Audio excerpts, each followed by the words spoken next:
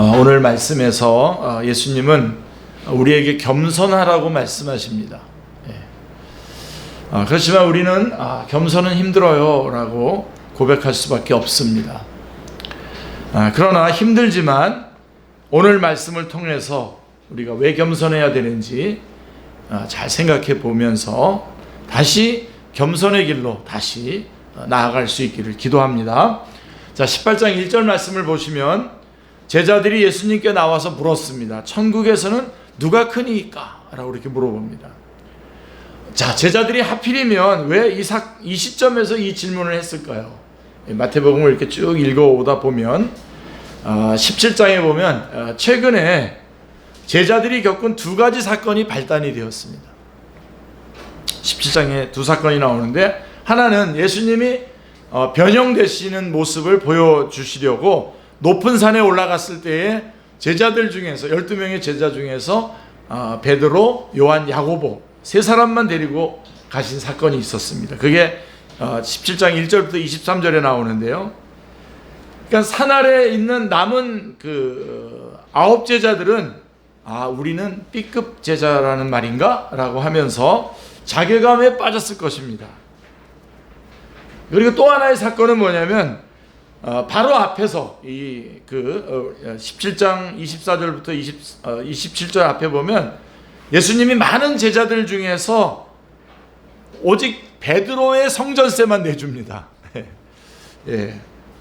뭐 왜 그러셨는지 모르겠는데 하여간 베드로의 성전세만 내주는 사건이 일어납니다. 이때는 이제 아까 9명이 아니라 이제 그 야고보하고 요한도 역시 우리는 넘버원이 아니야. 넘버 2, 넘버 3야 이렇게 마음이 좀 상했을 것 같습니다. 그 사건이 이제 배경이 되고 자꾸 예수님 앞에 나타나는 베드로가 꼴보기 싫었을 겁니다. 예수님 곁에서 계속 좀 칭찬도 받고 예수님의 곁을 차지하는 걸 보면서 싫었을 겁니다. 제자들은 앞으로 예수님이 예루살렘에 올라가서 입성하시면 로마의 압제에서 이스라엘을 해방시키시고 왕위에 오르실 것이라고 믿고 있었습니다. 자, 그날이 오면 자기들도 이제 장관직을 한 자리씩 맡아서 출세하리라고 기대했는데요. 자, 그래서 이 정도니까 이 어떤 서열이 굳어지기 전에 좀 이 서열을 좀 뒤집으려면 그럼 예수님의 평가 기준이 뭔가를 한번 물어보고 싶었던 것 같습니다. 공감이 가시나요? 그런 상황에 그럴 때 이제 물어본 거예요. 천국에서 누가 큽니까? 라고 이렇게 물어보게 된 거죠. 자, 제자들의 질문에 대한 예수님의 답변은 무엇입니까? 자, 조만간 제자 자격 시험을 치를 것인데 여기에서 1등하는 사람이 큰 자가 될 것이다 라고 이렇게 말씀하셨나요? 아니죠. 또 아니면 자, 지금까지 너희들의 그 업적과 그 활동을 360도로 다면 평가를 해서 전 영역에서 S등급을 받은 사람이 큰 자가 될 것이다 라고 하셨나요? 아니죠. 자, 오히려 18장 2절 3절 말씀을 한번 보시면요, 예수께서 한 어린아이를 불러 그들 가운데 세우시고 이르시되 진실로 너희에게 이르노니 너희가 돌이켜 어린아이들과 같이 되지 아니하면 결단코 천국에 들어가지 못하리라 라고 말씀하고 있습니다. 자, 예수님은 답을 주시기 전에 먼저 한 어린아이를 불러서 제자들 가운데 세우셨습니다. 자, 여기서 어린아이들은 여러분 잘 아시죠? 그 원어로 파이디온입니다. 파이디온. 우리 파이디온 선교회도 있고 그렇잖아요. 파이디온으로서 유아기를 지나서 7살 이전의 아이들을 가리킵니다. 뭐 요즘에는 애들이 하나 또는 많아야 둘을 낳기 때문에 어린아이는 집에서 왕자나 공주처럼 대우를 받습니다. 그렇죠? 최고죠. 왕이죠. 그런데 예수님 당시에는 달랐어요. 그러니까 예수님 당시에 달랐던 그것을 여러분들이 기억해내시면서 지금 이 말씀을 들으셔야 돼요. 사람들을 숫자에 아예 넣질 않았어요. 아이들은. 그럴 정도로 제외됐고 어디를 가나 존재감이 없습니다. 그리고 무시를 당하기 일쑤였습니다. 그런데 예수님께서는 제자들에게 이 어린아이와 같이 되지 아니하면 결단코 천국에 들어가지 못한다고 말씀하셨습니다. 지금의 이렇게 대우받는 어린아이가 아니라 그때 당시에 이렇게 천대받고 존재감도 없는 그런 어린아이와 같이 되지 아니하면 천국에 들어가지 못한다라고 말씀하고 있습니다. 이 말씀은 제자들에게 큰 충격으로 다가왔죠. 이게 무슨 소리야? 천국에서 누가 크냐라고 하는, 이미 이 천국에서 누가 크냐는 이미 천국에 들어와 있다는 것을 전제로 한 질문이었습니다. 자, 그러나 누가 큰가를 따지기 이전에 가장 작은 자인 어린아이와 같이 되지 않으면 천국에 입장조차 못한다는 것입니다. 그렇다면 어린아이와 같이 된다는 것이 무슨 뜻일까요? 물어보게 되겠죠? 어떤 점에서 어른인 우리에게 어린아이가 모델이 될 수 있을까요? 사실 여러분, 성경에는 어린아이와 같은 그런 어린아이와 같음에 대해서 그 뜻이 이제 철이 없다, 보챈다, 때를 쓴다, 속기 쉽다 등의 부정적인 의미로도 많이 쓰입니다, 성경에서. 여러분들이 잘 아시는 고린도전서 13장이 사랑장인데, 고린도전서 13장 11절 말씀에 보면 내가 어렸을 때에는 말하는 것이 어린아이와 같고 깨닫는 것이 어린아이와 같고 생각하는 것이 어린아이와 같다가 장성한 사람이 되어서는 어린아이의 일을 버렸노라, 이렇게 말씀하고 있지 않습니까? 그러니까 성경은 우리에게 어린아이와 같은 유치함을 버리고 성장과 성숙을 향해 나아가라고 지속적으로 권면하고 있습니다. 자, 그런데 여러분, 어린아이에게는 이런 부정적인 면만 있는 것이 아닙니다. 예수님은 어린아이에게서 제자들 모두가 닮고 배워야 할 위대한 한 가지를 말씀하셨습니다. 18장 4절이 오늘 4절 5절이 요절인데요. 4절에 보면 그러므로 누구든지 이 어린아이와 같이 자기를 낮추는 그이가 천국에서 큰 자니라. 답이 나왔죠? 예수님이 어린아이와 같이 되라고 하신 것은 곧 자기를 낮추라고 하는 뜻이었습니다. 천국에서는 이렇게 겸손한 사람이 큰 사람입니다. 자, 어린아이의 특징은 뭡니까? 여러 가지로 말합니다만은 한마디로 얘기하면 겸손함이죠. 겸손함. 이거를 또 반박하는 그런 많은 그 글들도 있더군요. 근데 누가 뭐라고 해도 결국은 어린아이에게 있어서 특징은 겸손함입니다. 어린아이는 자신이 제대로 할 줄 아는 것이 없고 연약하고 무능하다는 점을 잘 알고 있습니다. 그래서 매사에 부모님을 의지하고 부모님께 매달립니다. 어린아이는 자신이 아는 것이 별로 없다는 것을 잘 압니다. 그리고 무지를 부끄러워하지 않아요. 그리고 질문을 많이 하죠. 이게 뭐예요? 왜요? 라고 이렇게 입에 달고 살아서 엄마 아빠가 답해주다가 지쳐버리는 경우가 많습니다. 또 그리고 막상 대답을 해주면 그 어린아이는 그 말을 단순하게 신뢰해요. 단순하게. 정말로 크리스마스에 산타 할아버지가 굴뚝을 타고 내려와서 양말에 선물을 넣고 가는 줄로 알고 있어요. 혹시 여러분들 가운데 아닌 줄 벌써부터 알았다고 그렇게 하시는 분 있으면 아주 못된 어린아이입니다. 자, 무엇을 하더라도 그 일 자체가 즐거워서 하지 내 서열과 등급을 올리기 위해서 하지 않습니다. 그런 것들을 계산하면서 움직이지 않아요. 그냥 그 자체가 즐거워서 하는 거죠.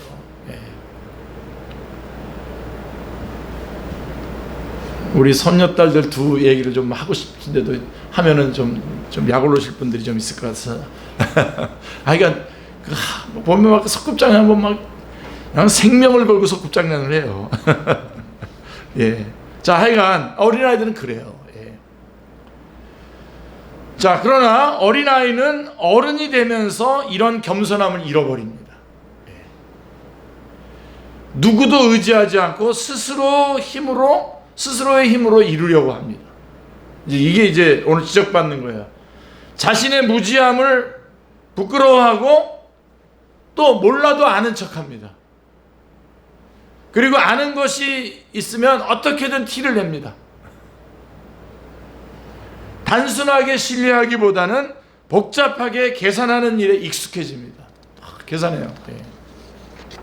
어른들은 어디를 가나 내가 여기서 서열이 어떻게 되는지에 민감합니다. 뭐 제가 우리 축구팀 얘기를 하면 뭐 축구팀에 보면 항상 이거 따지는 거죠.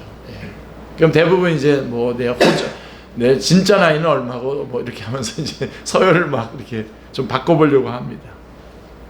어쨌든 민증을 까면 됩니다. 자, 그러니까 우리는 그래요. 남을 제치고 내가 높은 자리에 올라서기를 원합니다. 나보다 잘 나가는 사람을 시기하고 질투합니다. 나보다 못한 사람을 무시합니다. 결국 서로를 미워하고 다투게 됩니다. 윌리엄 워즈워즈의 무지개라고 하는 시에는 어린아이는 어른의 아버지라고 하는 말이 나옵니다. 지난번에 제가 창세기에서 말씀 전할 때도 한번 이 시를 소개했는데요. 정말 우리 어른들은 교만을 버리고 어린아이에게서 겸손을 배워야 합니다. 어린이는 어른의 아버지입니다. 자, 여러분, 우리 이 땅에 있는 교회는 천국 그 자체는 아닙니다. 교회는 천국은 아닙니다. 천국 그 자체는 아닙니다. 그렇지만 교회는 천국의 전처기지로서 장차 이루어질 천국을 미리 경험하는 곳이기도 합니다. 제가 오늘 말씀을 우리 한 형제가 온다고 생각하고 여러분 모두에게 좀 이렇게 준비한 말씀인데요. 그렇지만 그래서 우리가 교회에 오잖아요. 교회에 처음 가면 놀라게 돼요. 여러분들 다 그런 경험을 했을 겁니다. 모두 다 하나같이 나이와 관계없이 존댓말을 합니다. 형제님, 자매님 이렇게 말을 하면 중간에 끊지 않고 끝까지 귀를 기울여서 들어줍니다. 별로 재밌는 말도 아닌데 숨이 넘어갈 때 막 기뻐해 줍니다. 웃어줍니다. 교회 안의 공기 자체가 바깥 세상과 다른 것 같습니다. 그래서 어렴풋하게나마 천국이 있다면 이런 곳인가 싶어집니다. 그리고 뿐만 아니라 한 영혼을 향한 성도들의 끊임없는 사랑과 섬김의 감동을 받습니다. 엄밀히 말하면 피 한 방울 섞이지 않은 남남이지만 성도들을 위해서 서로 기도해주고 섬겨주는 모습이 너무 아름답죠. 모두가 가족같이 느껴질 때가 많습니다. 자, 그게 교회의 한 면이고요. 그렇지만 교회에서 천국만 경험하는 게 아닙니다. 성도들끼리 시기하고 질투하는 모습도 봅니다. 미워하고 말 한마디 섞기를 싫어하고 서로 원수 삼는 일도 봅니다. 목사님 무슨 말이에요? 우리 교회는 아닌 것 같은데 그렇게 하는데 하여간 그래도 일반적으로 그렇게 교회 안에서 이런 일들이 있습니다. 살벌하게 싸우기도 하고요. 저는 그런 교회에서 자랐습니다. 결국에는 갈라서기도 합니다. 그러니까 이 지경에 이르게 되면 승자는 아무도 없고요. 모두가 쓰디쓴 고통을 맛보는 패자가 됩니다. 고통도 고통이지만요. 더 심각한 것은 뭡니까? 이런 모습으로 교회가 하나님의 사명을 감당할 수가 없다는 거죠. 그러고 있는 동안에, 죄짓고 있는 동안에, 싸우고 있는 동안에 우리는 하나님께서 우리에게 맡겨주신 그 사명을 감당할 수가 없다는 겁니다. 그래서 막 통탄, 요즘에 뭐 그런 뉴스들 많이 보지 않습니까? 교회가 해야 될 그 본질적인 일들을 해야 되는데 그렇지 않은 것 가지고 막 싸우고 힘을 들이고 막 사람들끼리 막 주중에 모여서 막 결의를 하고 저 힘으로 저걸 전도하는데 복음을 전하고 하는데 썼으면 얼마나 좋겠나 하는 생각이 듭니다. 그러니까 사랑이 없고 메마른 곳에 어느 누가 오려고 하겠습니까? 갈등과 분열이 있는 곳에 천국이 임할 수 없습니다. 신앙 공동체 안에서 왜 이런 안타까운 일들이 일어납니까? 한마디로 딱 말하면 이유는 딱 하나예요. 단순해요. 어린아이와 같이 자기를 낮추라는 예수님의 말씀과는 정반대로 자기를 높이려고 하기 때문입니다. 자기가 높아져야 즐겁고 행복해진다고 믿기 때문입니다. 자기를 낮추면 무시를 당하고 비참해질 것만 같습니다. 제자들이 예수님의 고난과 죽음에 대하여 그토록 경기를 일으켰던 이유가 바로 여기에 있습니다. 헨리 나우엔은 아주 제가 좋아하는 우리 신부님이신데요. 헨리 나우엔은 이런 우리들의 모습을 가리켜서 상향성이라고 정의했습니다. 상향성. 세상의 길, 그리스도의 길이라고 하는 책에서 보면 상향성이라고. 그러니까 우리 세상 사람들, 우리들의 모습을 상향성, 우리의 삶의 방식 전체는 성공을 향하는 그런 사다리를 타고 올라가서 맨 꼭대기에 이르는 것을 중심으로 해서 짜여져 있다는 겁니다. 상승하는 흐름을 타고 있다는 것과 그때 얻은 보상으로부터 활력을 얻습니다. 이때 인생은 우리가 승리하거나 패배하게 되는 일련의 투쟁으로 여겨지게 되겠죠. 이렇게 되면. 그래서 그에 대비해서 헨리 나우엔은 그리스도의 길은 뭐냐? 하향성이라는 겁니다. 하향성으로 정의를 했습니다. 본래 하나님이신 예수님께서 사람이 되셨습니다.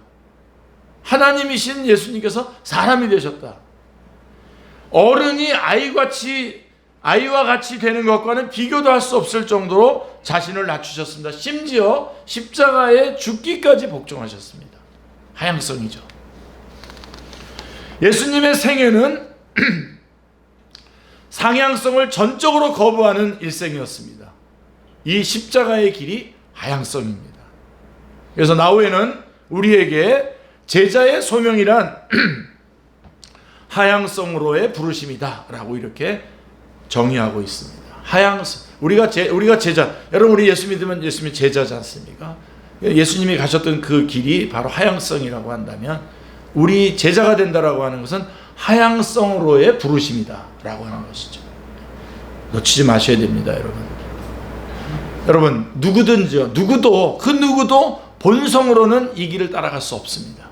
아멘 하셔요, 여기. 예, 그것을 여러분 내 본성으로는 이 길을 따라갈 수 없습니다. 겸손이 정말 힘든 이유가 바로 이것 때문인 것입니다. 그러나 예수님께서 우리에게 보내주신 성령님께서 우리를 하향성으로 인도하십니다. 아멘. 성령님을 의지해야 되는 거죠. 성령님은 우리로 연약한 가운데 강하게 하시고 고난 가운데의 기쁨을 가난한 가운데 부유하게 해주시며 상향성의 사회 한가운데에 살면서도 기꺼이 낮아지는 길을 가게 해주십니다. 아멘. 예. 성령님을 따라 살아갈 때 우리는 사랑과 희락과 화평과 오래 참음과 자비와 양성과 충성과 온유와 절제에 예수 그리스도의 성품을 열매로 맺게 되는 것입니다. 또한 그때의 교회 공동체는 천국의 짠맛이 나는 소금이 되고 복음의 빛을 발하게 됩니다. 그때 교회는 교회의 사명을 감당할 수 있는 것입니다. 예. 교회들이 많이 높아졌죠. 예. 그래서 이 반기독교적인 정서가 정말 아주 강력합니다. 예. 나중에 역사가 지나서 이렇게 기록할 때 가장 어려운 시기에 목회한 사람이 누구냐? 첫째 한경직, 둘째 이기남, 셋째 뭐 이렇게 나오면 여러분들이 이기남이라고 동그라미 치셔야 돼요. 가장 모든 것이 막 다 적대적이에요. 예. 제가 축제교회를 개척할 때만 하더라도 대한예수교 장로회라고 그렇게 붙이면요 사람들 모였어요. 요즘은 아닙니다. 왜 그런가요? 저는 딴 데서 원인을 찾고 싶지 않습니다. 예수 그리스도의 이 하향성, 이거를 이해하지 못한 그리스도인들이 그리스도의 이름까지 더해가지고 자기를 높이려고 하고 뭔가를 얻어내려고 하고 남들을 가르치려고 하기 때문에 그런 문제가 생기는 겁니다.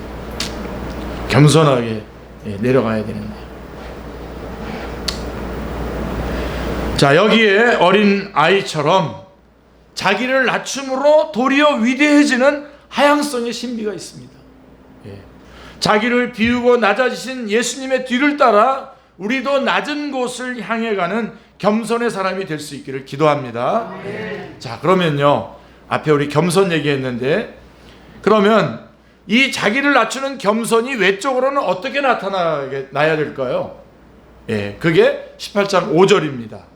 또 누구든지 내 이름으로 이런 어린 아이 하나를 영접하면 곧 나를 영접함이니 라고 말씀하고 있습니다. 겸손은 어린아이 같은 작은 자 한 사람을 영접하는 것으로 드러납니다. 여기서 어린아이 같은 작은 자 한 사람이란 약자를 가리키는 것입니다. 여러분, 세상적으로, 사회적으로는 가난한 사람, 고아와 가부와 같이 형편이 어려운 사람, 학벌이 없고 사회적인 지위가 낮은 사람, 이런 사람들을 말하는 것입니다. 그리고 교회 안에서는 사역에서 별로 두각을 나타내지 못하는 사람, 뭐 존재감이 없는 사람, 연약한 사람을 가리키겠죠. 자, 이런 사람들은 주위 사람들로부터 업신여김을 받기가 쉽습니다. 자기를 높여 스스로 큰 사람이 되고자 하는 사람은 이런 사람을 무시하곤 합니다. 그러나 겸손한 사람은, 우리가 앞에서 겸손해야 된다는 것이 얼마나 중요한지를 말씀드렸고, 근데 그럼 그 겸손한 사람이 그 겸손이 어떻게 나타나야 되냐? 자, 그 겸손한 사람은 이런 작은 사람에게 관심을 갖습니다. 예수님의 이름으로 무시받는 사람들, 연약한 사람들을 마음으로 뜨겁게 영접합니다. 사회적인 지위가 무엇인가에 따라서 사람을 차별하지 않습니다. 교회 안에서는 잘난 사람이나 못난 사람이나 남자나 여자나 성공한 사람이나 실패한 사람이나 다 똑같이 형제요 자매입니다. 왜 아멘이 없을까요? 네.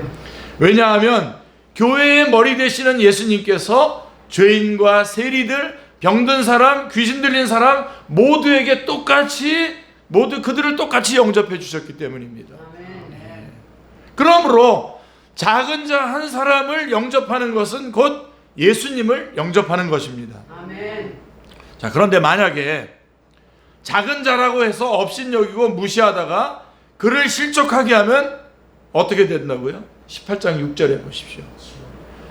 굉장히 끔찍하게 예수님 얘기하셔요. 쭉 6절부터 쭉 읽어보. 아까 제가 봉독해 드렸잖아요.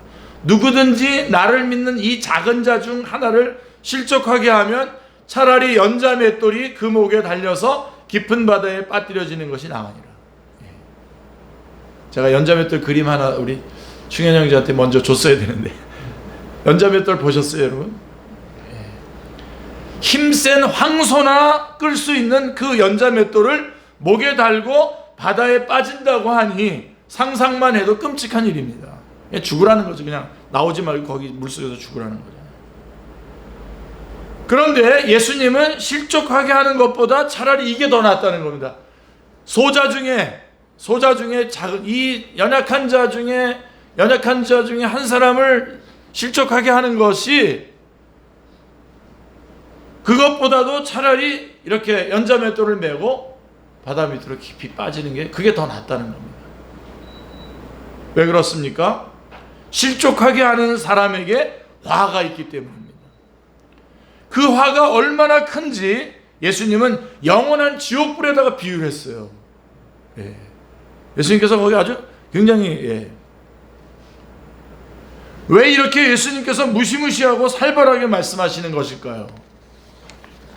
저도 이 살벌함이 여러분 이 시간에 좀 드러나서 여러분들이 그냥 가슴 깊이 이걸 살벌하게 느껴야 되는데, 이렇게 강하게 경고하지 않으면 실족하게 하는 일을 가볍게 여기고 지나치기가 쉽기 때문입니다. 문제가 뭔지 아세요? 오늘 뭐 이렇게 실족시키는 일도 문제지만 이렇게 실족시켜놓고서도 내가 실족시켰다고 생각을 안 해요. 그거를 일깨워주고 싶은 거예요, 지금 성경이. 우리 막 이런 얘기 하잖아요. 전에 우리 어렸을 때지만 창경궁에 가서 갔다 왔는데 어떤 사람이 그래요. 벚꽃 구경은 못하고 그냥 사람 구경만 하고 왔네 그런다고요. 그 말도 맞지만 사실은 뒤집어서 말하면 자기도 보여주고 왔잖아요. 거기서 보여주고 왔잖아요. 근데 자기가 누군가를 힘들게 하고 누군가를 한 거는 그거는 생각을 안 한다는 거죠. 그래서 예수님께서 아주 심각하게 살벌하게 얘기하고 있는 것입니다. 자신이 실족해 놓고서 실족하게 한 사실조차 감지하지 못하는 경우도 있습니다. 그리고 이거 알려주면 막 원수 삼죠. 세상에는 실족하게 하는 일들이 비일비재합니다. 연약한 사람을 함부로 대하고 특별히 내세울 것 없는 사람들을 무시하는 경우가 많습니다. 이런 일을 너무 많이 겪다 보니까 우리가 실족하게 하는 일에 무감각해질 수 있습니다. 그러나 여러분, 실족하게 하는 일은 결코 가벼운 일이 아닙니다. 결코 가벼운 일이 아닙니다. 무겁게 받아들이셔야 합니다. 실족하게 하는 죄를 범하지 않기 위해서 예수님은 손과 발을 찍어버리고 눈을 빼어버릴 정도로 각오를 단단히 하라고 말씀합니다. 만약에 손 때문에 실족하면 손을 잘라버리라는 거예요. 이게 지금 예수님이 하신 말씀이에요. 꼭 그렇게 해야 하나요? 너무 아프지 않을까요? 이렇게 물어보는데요. 근데 왜 내가 아픈 것만 생각합니까? 손 부러져가지고, 손 잘려가지고 내가 아픈 것만 생각합니까? 내가 실족하게 만든 그 사람은 지금 피눈물을 흘리고 있을지도 모르는데요. 삼가 이 작은 자 중에 하나도 업신여기지 말아야 할 또 다른 이유가 하나 더 있어요. 18장 10절에 보면 삼가 이 작은 자 중에 하나도 업신여기지 말라 너희에게 말하노니 그들의 천사들이 하늘에 계신 내 아버지의 얼굴을 항상 배우느니라. 이 연약한 자들의 천사들이 하나님 앞에서 항상 하나님께 그 모든 상황을 알려주고 그에 따른 조치들을 취하고 있다라고 하는 것입니다. 작은 자 뒤에는 엄청난 백이 있습니다. 기억하십시오, 여러분. 깔보면 안 됩니다. 작은 자를 돌보며 지키는 천사가 있습니다. 누군가 작은 자 한 사람을 업신여기면 천사는 하늘에 계신 아버지께 즉시 그를 고발할 것입니다. 그렇다면 작은 자 한 사람을 천하보다 귀하게 여기시는 하나님께서 크게 진노하시지 않겠습니까? 반대로 하나님이 기뻐하시는 것이 무엇일까요? 자, 예수님은 이 질문에 대한 답으로 이른 양의 비유를 말씀해 주셨습니다. 어떤 사람에게 양 100마리가 있었습니다. 그 중 하나를 잃어버렸습니다. 어떻게 할까요? 100마리 중에 겨우 한 마리인데 그냥 버려두자 할까요? 그렇지 않습니다. 그렇지 않습니다. 99마리를 산에 두고 길 잃은 양을 찾을 것입니다. 만약 찾으면 너무 기뻐서 목자는 덩실덩실 춤을 출 것입니다. 목자에게 양 한 마리의 가치는 100마리와 같고 양 100마리의 가치는 한 마리와 같습니다. 하나님의 마음이 이 목자의 마음과 같습니다. 여기에 아버지의 뜻이 나와요. 18장 14절에 보면 이와 같이 이 작은 자 중에서 하나라도 잃는 것은 하늘에 계신 너희 아버지의 뜻이 아니니라. 우리 아버지의 뜻이 뭐냐 이렇게 물어보는데 한마디로 얘기하면 이렇게 연약한 자를 실족시키지 않는 것이 하나님의 뜻입니다. 그런 관점으로 모든 것을 결정해 보십시오. 하나님의 뜻대로 뭘 결정한다고 했을 때 그런 관점으로 결정해요. 교회도 그렇게 세워져야 됩니다. 내 사업도 그것 때문에 그렇게 해야 되는 것입니다. 이거를 놓치면 안 됩니다. 사랑하는 성도님들, 교회 안에는, 하나님의 교회 안에는 우리 안에 있는 우리 안에 있는 안전한 양만 있는 것이 아닙니다. 길을 잃고 산과 들에서 헤매는 양이 늘 있기 마련입니다. 우리 축제교회도 우리끼리 지금 자주 하는데, 물론 우리가 많은 바깥으로의 많은 것들을 합니다만은 이쪽 부분이 약해요. 길을 잃고 산과 들에서 헤매는 양이 늘 있기 마련인데요. 자, 한 양을 찾는데 드는 수고를 새로운 양을 얻는데 기울이면 두세 마리 양은 얻는다는 식의 계산이 앞설 수 있죠.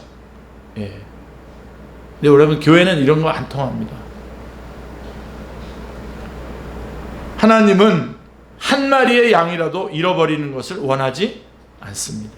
아멘. 큰 자이든 작은 자이든 하나님께 소중하지 않은 영혼은 한 사람도 없습니다. 아멘. 정현종 시인의 방문객이라고 하는 시가 있습니다. 교보문고에 들어갈 때 그 앞에 또 이 시가 붙어 있는데요. 방문객, 사람이 온다는 건 사실은 어마어마한 일이다. 그는 그의 과거와 현재와 그리고 그의 미래와 함께 오기 때문이다. 한 사람의 일생이 오기 때문이다. 부서지기 쉬운, 그래서 부서지기도 했을 마음이 오는 것이다.